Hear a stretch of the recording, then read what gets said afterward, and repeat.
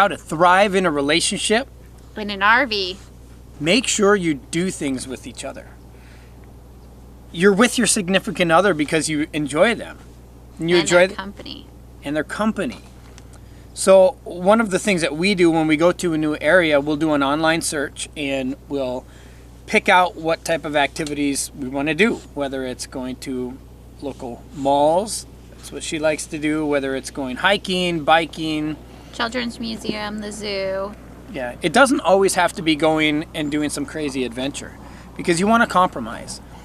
It's also good to explore the campground that you're at. You can, take your bike out, you can walk around, find some trails, go with the family.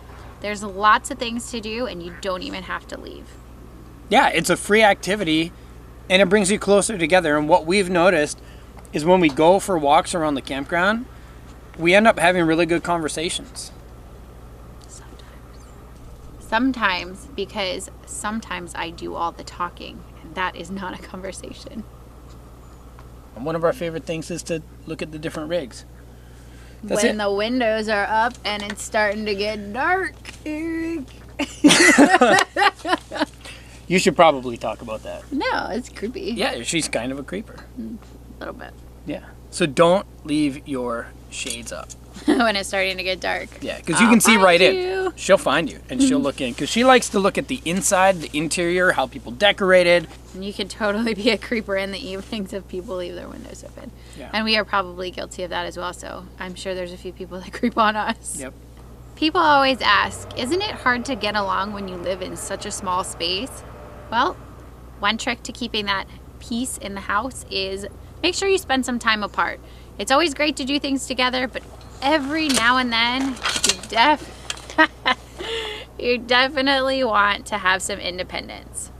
For example, Eric here, he likes to go hiking. He'll go out on a canoe or a kayak at the campground if they have some type of body of water. He also likes to go fishing and do that type of stuff. Surfing. Well, yeah, you like to, yeah, that too. If there's waves nearby.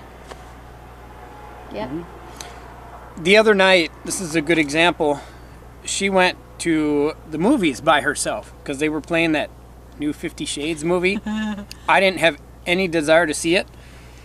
Me and a bunch of other ladies go check out the movie. But on top of that, it's really nice because Eric is such a great dad. He stays home while Ella's asleep so that I can go and do some things that I typically wouldn't be able to do because we have a baby. So yep, it was a win-win. I do a lot of extreme sports and activities. It doesn't have to take away from alone time. You can wake up and it's just the price you have to pay. You can wake up and go before sunrise and do your adventure bright and early. And he's back before we even wake up in the morning, so. Right. Because she's not getting up at sunrise. No, but you're gonna soon. Shortly after with the baby. She's gonna be waking up at sunrise very soon because we're on the East Coast and our baby is on East Coast time. So you're gonna lose 3 hours. 8 o'clock's gonna be 5. Don't remind me. Make sure you split up the responsibilities. And the clearer you can get about what task the other person is gonna own, the more you can hold them accountable and yell at them when they don't do it. Just kidding. And when we get to a new campground, Eric will do the outside stuff. I'll mostly do the inside stuff. He'll clear out the toy hauler area because that's where we keep a lot of our bigger stuff when we move. Mm-hmm. So it's good to have those, designated roles so we don't step on each other's toes and we can get things done a lot faster. Yeah, real fast. When things get heated, go cool off. What I mean is, it's natural that at some point, moods, hormones, lack of sleep, when things go wrong, when you make mistakes like hit 2 trees, things are gonna flare up. It didn't get heated. No, because we took our own advice. We laughed at each other? Yeah. Or rather, I laughed at you. Me, I wasn't hitting trees. And I laughed at me. But that's actually a really good example. Because when that happens, recognize it.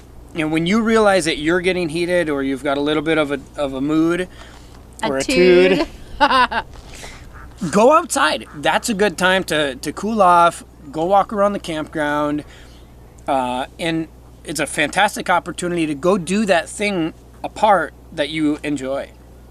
You probably know your significant other really well. She can read my mind a lot. I'm not very good at reading hers, but I can tell her mood. So if you recognize that the other person has a short temper, because often you can recognize it before they can recognize it in themselves, that's when maybe you should go outside and not wait for them to recognize it. Run and hide. Yeah, I mean, how could you be in a bad mood when you're walking that thing? Hi. Gotta keep the spice alive. Go we're on not- dates. What? We're not talking about spicy food. You could do that too. Spicy food's really good. But yeah, go on dates. Get out, explore the area wherever you are. I like to pull up Yelp and I just go and whatever we're looking to do. So say we want to go to a restaurant. I'll look up restaurants. I'll check the reviews, see what kind of food we want to eat. Yep. And try somewhere new. Of course, One thing I like to do is switch up who decides. Now, I always decide, what are you talking about?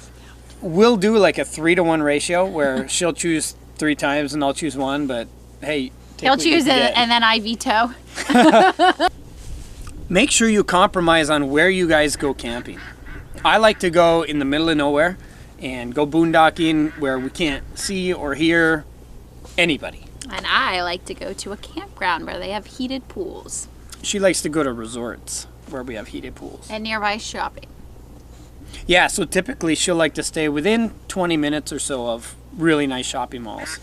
Not necessarily a shopping mall, but just shopping civilization. Right. So we'll compromise. We'll go to a resort typically for 3 weeks.